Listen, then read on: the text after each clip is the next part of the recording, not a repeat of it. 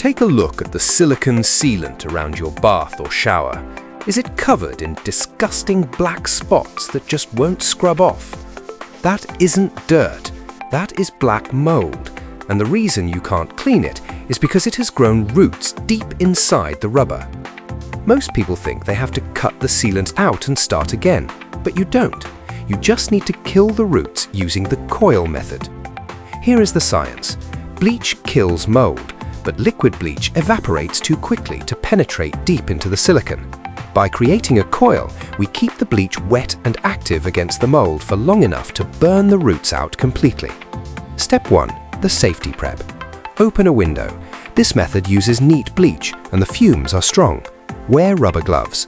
Step 2. The coil. Take some standard toilet tissue or kitchen roll. Twist it into a long, thin rope or coil. Step 3. The application. Place the tissue coil directly over the black mold on the sealant. Now pour thick, neat bleach directly onto the tissue until it is soaking wet and clinging tight to the rubber. Push it into the corners with a gloved finger. Ensure every black spot is covered by wet paper.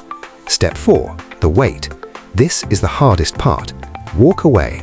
Leave it alone for at least 12 hours, preferably overnight.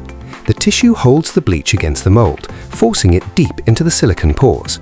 Step 5. The reveal. The next morning, peel away the paper. The black mold will have vanished completely. Rinse away the bleach and your sealant will look bright white and brand new. Stop scrubbing. Start soaking. Subscribe to Another How To Guru for more extreme home rescues.